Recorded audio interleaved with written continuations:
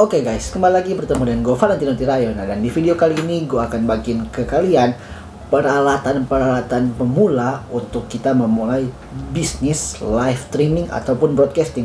Wow, kenapa gue katakan ini gue mau bagiin tips seperti ini atau setup peralatan apa saja sih yang kita harus butuhkan untuk kita memulai sebuah bisnis live streaming ataupun broadcasting. Karena gini guys, di era new normal seperti ini, era pandemik semenjak adanya COVID-19 itu gimana ya, semuanya dilakukan serba online, broadcasting, podcast, ibadah, work from home, atau semuanya dilakukan di rumah. Nah, banyak orang memanfaatkan hal demikian dengan sosial media, karena sosial media sekarang semakin berkembang, Facebook, YouTube, Instagram, dan lain sebagainya. Banyak orang melakukan kegiatan-kegiatan mereka lewat sosial media, termasuk perusahaan-perusahaan besar juga melakukan promosi-promosi ataupun kegiatan-kegiatan tentang marketing lainnya lewat sosial media. Nah, dan biasanya yang lagi sekarang itu yang namanya adalah live streaming. Bahkan kalau kita juga di rumah ibadah ya, khususnya di gereja, mereka sering buat sebuah acara-acara besar dengan digunakan sebagai live streaming. Dan hal ini seiring berjalannya waktu sudah menjadi sebuah kebiasaan. Bahkan di era new normal, ketika semuanya sudah berjalan dengan normal, ibadah sudah dimulai dengan normal, perusahaan sudah bekerja dengan normal, mereka juga memanfaatkan media sosial untuk mereka melakukan broadcasting ataupun live streaming. Nah, ini merupakan sebuah hal yang sewaktu era pandemik seperti ini merupakan sebuah ide bisnis yang baru guys. Kenapa gue katakan ide bisnis yang baru? Mungkin bagi beberapa orang ini udah biasa, tapi ada banyak orang juga termasuk saya beberapa bulan terakhir ini memulai sebuah bisnis yang baru dengan live streaming seperti ini. Jadi istilahnya kita dapat tambahan uang jajan lah, uang permen lah untuk kita ya pakai sehari-hari. Nah, caranya bagaimana kita akan memulai bisnis live streaming itu tentunya kita membutuhkan peralatan-peralatannya. Nah, di video kali ini gue akan bagiin kalian peralatan-peralatan pemula atau peralatan-peralatan yang wajib dimiliki oleh pemula bisnis live streaming. Oke, jadi sebelum itu kalian yang belum subscribe channel ini silahkan juga dulu untuk di subscribe channel ini. Oke, kita akan mulai peralatan yang pertama, yang tentunya kalau kita ingin memulai bisnis live streaming yang kita perlukan adalah kamera. Wow, bang, kamera gini semuanya guys. Kita mau mulai bisnis semua kita butuh modal. Nah, kamera nanti gue akan bahas di akhir video. Kira-kira spesifikasi kamera seperti apa sih yang gue rekomendasikan untuk kita memulai bisnis live streaming. Tapi tentunya kita memerlukan kamera. Di sini gue punya contoh ya. Ada beberapa kamera. Ini handycam, ini SLR. Bahkan ini yang gue pakai ini itu mirrorless. Jadi ada beberapa contoh kamera. Nah, nanti kita akan bahas kira-kira kamera seperti apa sih yang menurut gue yang gue rekomendasikan kalian buat untuk bisnis live streaming. Oke, yang pastinya adalah kamera. Nah, setelah kita mempunyai kamera, kita memerlukan yang namanya capture card atau HDMI capture. Kenapa kita membutuhkan capture atau HDMI capture? Karena gue nggak akan jelasin panjang. Kalau kita mau mirroring kamera kita, contohnya handycam ataupun kamera yang lain, kita mau jadikan dia webcam di PC atau kita mau mirroring, kita nggak semua kamera, makanya nanti gue bahas di akhir video. Nggak semua kamera dia akan support untuk pakai kabel USB doang. Nah, biasanya semua kamera-kamera yang lain harus menggunakan HDMI card atau capture card atau ya inilah yang murah meriah. Kalau mungkin kalian sudah profesional, kalian bisa menggunakan AT Mini Pro atau AT Mini, Blackmagic dan lain sebagainya. Tentunya switcher yang bisa kita atur kamera 1, kamera 2 dan lain sebagainya. Tapi kalau kita baru mau memulai, kita baru mau menggunakan single cam bukan multicam, kita bisa menggunakan HDMI capture seperti ini. Ini murah meriah, harganya 100 ribuan. Gue udah pernah review, kalian boleh cek linknya di atas ini, bahkan atau boleh lihat di video-video gue sebelumnya tentang HDMI capture ini harganya 100 ribuan guys. Oke, setelah yang kedua kita butuh kamera, kita butuh HDMI capture. Bentar gue intip dulu. Oke. Nah, setelah itu yang kita butuhkan juga adalah alat-alat penunjang di HDMI capture. Apa itu alat penunjang di HDMI capture? Ya, tentunya adalah kabel HDMI dan kabel-kabel di kamera yang lain. Nah, kalau kali ini kita akan menyesuaikan dengan kamera kita. Kalau kamera kita memiliki outputannya mini HDMI itu HDMI, kita pakai seperti itu. Tapi di sini gue punya beberapa kabel HDMI, contohnya ini ada beberapa. Ini adalah kabel mini HDMI itu HDMI. Jadi kita memerlukan ini untuk kita mengcapture, contohnya handicap ini karena dia outputannya mini HDMI, kita capture game capture, jadi ke capture card ini HDMI capture. Jadi gue gak akan jelasin panjang ya caranya, ini hanya kulit luarnya aja, peralatan-peralatannya. Bahkan kita juga bisa tambahkan peralatan tambahan seperti ini kabel HDMI yang panjang guys, yang panjang. Fungsinya untuk apa kita butuhkan kabel HDMI yang panjang? Ya kalau kita mau atur kamera kita jauh dari laptop ataupun PC, jadi kita memerlukan kabel HDMI yang panjang.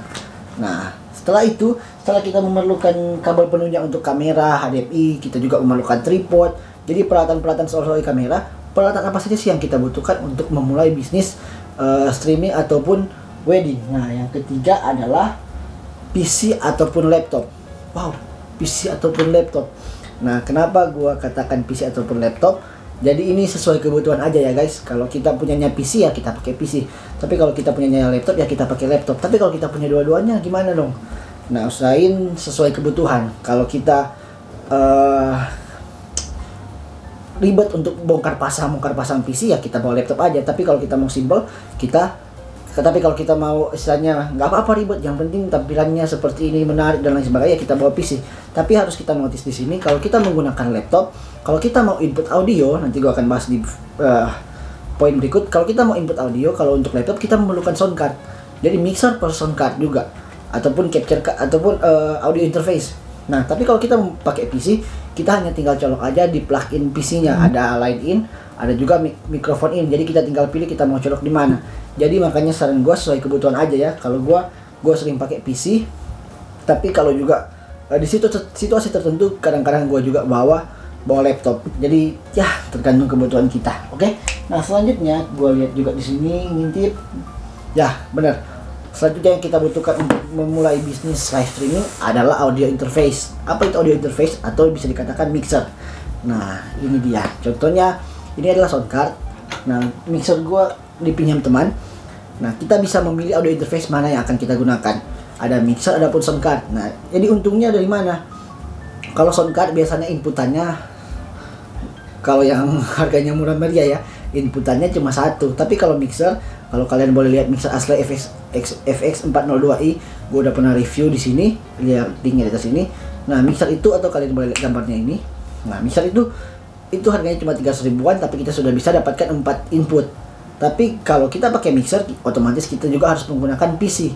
Kalau kita mau konekin ke laptop, kita harus pakai dua-duanya. Jadi harus ada mixer, harus ada juga sound card. Nah biasanya guys gini, kalau kita mau memulai bisnis live streaming dan kita pakai sound card, terus kalau klien kita minta banyak mikrofon, bingung juga kan. Sound card kita contohnya cuma seperti ini, sound card V8, inputannya cuma satu, bingung juga. Wah gimana ini mau pakai banyak mikrofon. Nah tapi kalau untungnya kalau kita pakai mixer, terus klien minta kami butuh 2 mikrofon atau lebih, 2 atau 4 mikrofon karena ada banyak orang, contohnya seperti itu, ya kita bisa menggunakan mixer. Nah jadi untuk audionya ya kita sesuaikan dengan kebutuhan. Tapi kalau gue mau rekomendasikan kalian, ya minimalnya punya dua-duanya lah, mixer ataupun sound card. Kalau kalian nggak mau ribet, misalkan kliennya cuma minta satu inputan, kalian bisa menggunakan sound card. Tapi kalau klien kalian minta, contohnya kan kita live streaming di sebuah perkumpulan ibadah, otomatis kan ada musik-musik juga tambahan lain sebagainya. Jadi otomatis kita harus membutuhkan inputan yang banyak. Kita bisa menggunakan mixer ya, kecuali kita punya budget lebih dan kita bisa beli sound card yang inputannya banyak, kayak Behringer 1820, itu harganya 3 jutaan tapi ada 18 inputan dan yang lain-lain juga. Jadi untuk audio interface itu atau mixer sesuai dengan apa yang kita butuhkan. Tapi perlu kita notice juga kayak gini guys, kalau kita live streaming di sebuah tempat ibadah, biasanya kan mereka sudah punya sound sendiri. Jadi kita tinggal ambil aja audionya dari sound mereka dan kita pasang di laptop ataupun PC kita. Jadi itu tergantung situasional ya, tergantung kondisi, tergantung apapun tergantung ya tempat, situasional lah pokoknya seperti itu. Tapi kalau kita mau live streaming atau bikin sebuah broadcasting di sebuah perusahaan, biasanya mereka bilang seperti ini, kami terima bersih itu harganya sekian. Jadi mereka hanya terima bersih, tinggal tahu duduk dan mulai syuting dan lain sebagainya. Jadi kita harus membutuhkan juga ya mixer tambahan ataupun audio interface. Jadi seperti itu. Jadi tergantunglah kebutuhan kita. Kalau gua sharing sedikit di sini, Kalau gua pengalaman, kalau gua live streaming di gereja, gua hanya ambil audio dari mixer. Tapi kalau di sebuah instansi ataupun perkantoran, biasanya mereka minta langsung terima bersih. Jadi bawa mixer ataupun bawa audio interface, sound card dan lain sebagainya, contohnya seperti itu. Oke. Nah, selanjutnya yang kita butuhkan selain yang pertama tadi adalah kamera, PC, audio interface ataupun mixer, dan kabel-kabel penunjangnya. Jadi kalau untuk mixer kita membutuhkan kabel-kabel penunjang untuk audionya. Bahkan kita juga kalau perlu juga kita bisa membawa mikrofon tambahan. Oke. Nah, selanjutnya apa ya? Kamera sudah, PC, capture card, kabel-kabel penunjang, audio, dan yaps. Mungkin tinggal hal-hal yang kecil, soal contohnya kabel-kabel yang kecil untuk kabel terminal ataupun kabel-kabel audio yang lainnya kita bisa persiapkan sesuai dengan kebutuhan yang diminta klien kepada kita. Nah, sekarang kita akan masuk kira-kira spesifikasi apa saja sih yang cocok untuk memulai sebuah bisnis live streaming. Nah, spesifikasi kamera ada banyak sih, tapi yang gue rekomendasikan kalian, kalau kalian baru mau memulai, mending nggak usah beli kamera seperti ini, DSLR ataupun mirrorless, karena selain harganya cukup mahal, itu juga gimana ya, kalau untuk khususnya untuk Canon, kalau kita beli Canon yang seri-seri tertentu, seri-seri yang di bawah, itu tuh dia maksimalnya cuma 30 menit. Bahkan kalau kita mau bypass menggunakan aplikasi EOS Utility, dia nggak semua kamera dia support. Tapi kalau kita beli Canon yang seri entry level ke atas, maksudnya middle-nya ke atas, contohnya M50, M6 Mark II, kita tuh nggak perlu tambahan ini lagi, capture card. Kita langsung pakai aplikasi Canon EOS Webcam Utility Beta. Jadi langsung plug and play, hanya menggunakan kabel data dan bisa live streaming 2-3 jam, bahkan bisa lebih tergantung ketahanan kameranya. Bahkan kita bisa menggunakan baterai dummy. Tapi kalau yang gua rekomendasikan kalian yang baru mau memulai, mendingan beli handycam aja. Kenapa handycam? Karena handycam memang diperuntukkan untuk merekam video dengan durasi yang lama. Bahkan handycam pun lebih murah daripada kamera-kamera seperti ini, mirrorless ataupun DSLR. Nah, handycam yang gua rekomendasikan kalian buat yang baru mau memulai adalah handycam seperti ini, Sony CX405. Jadi kalian boleh lihat reviewnya di atas ini. Ini udah pernah gua review, ini cukup worth it guys, harganya cuma 2 jutaan, tapi hasilnya mantap, kalian boleh lihat reviewnya. Jadi seperti ini untuk spesifikasi kamera. Terus kalau ada yang bertanya, terus bang, gimana kalau kita udah punya kamera, contohnya ini, ya kita bisa gunakan apa saja alat yang kita bisa. Tapi untuk seri Canon, ya mungkin agak berat untuk seri Canon, khususnya Canon yang keluaran lama, karena dia maksimalnya 30 menit. Dia tampilan displaynya akan tetap aktif. Kalaupun kita mau bypass, dia nggak semua kamera Canon dia support aplikasi EOS Utility ya. Jadi mungkin kalau ada aplikasi yang lain, kalian yang tahu boleh komen saja di bawah. Tapi kecuali ya yang sering gua pakai ini M50, itu bisa gua pakai 2-3 jam untuk live streaming juga, untuk itu bisa. Jadi mendingan beli handycam aja. Kalau kalian punya Sony, nah Sony juga seri A ke atas. Boxnya bukan seri A ke atas. Sony seri A itu A5000, A5100, A6000, A6100, A6300, A6400, A7 dan seterusnya. Dia sudah support aplikasi Clean HDMI. Jadi udah enak untuk kita live streaming, nggak usah takut ada hal-hal yang tidak diinginkan. Yang pastinya yang harus kita jaga hanyalah overheatingnya aja, biar kameranya tetap dingin. Tapi kalau handycam kita nggak akan pernah takut untuk overheating, karena ini memang diperuntukkan untuk live berjam-jam. Oke? Jadi ya kurang lebih seperti sini video kali ini yang dapat gua bagikan. Kira-kira inilah peralatan-peralatan yang kita butuhkan untuk kita memulai bisnis live streaming. Yang pastinya apa saja sih yang kita punya. Tentunya kalau baru memulai bisnis, ya tentunya semua butuh modal. Dan modalnya kira-kira ya kalian tebak aja sendiri. Kalian mau beli kamera seperti apa, PC seperti apa, laptop seperti apa, game capture-nya seperti apa, audio interface-nya seperti apa.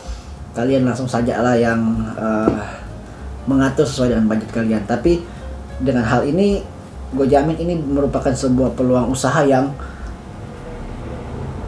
lumayan lah untuk saat ini, menjanjikan. Kalian bisa memulai membuka harga, contohnya untuk single cam bisa 1,5 juta, bisa 2 juta untuk single camnya. Tapi kalau kalian memiliki beberapa kamera, kalian bisa mulai 2,5, 3 juta, bahkan 4 juta, dan ya tergantung kebutuhan dan tergantung gear yang kalian gunakan. Jadi kalau gua menggunakan gear-gear yang standar, gua hanya buka harganya hanya murah meriah. Tapi kalau pakai gear yang profesional, kamera-kamera yang gede dan lain sebagainya, tentunya ada harga, ada kualitas juga. Oke. Jadi kurang lebih sampai di sini video kali ini. Like jika kalian suka, dislike jika tidak suka, kritik, saran, request, komentar lagi sebagainya, komen di bawah, dan jangan lupa subscribe channel ini. Oke, sekian dari gua Valentino, pamit undur, dan God bless you guys. Yups.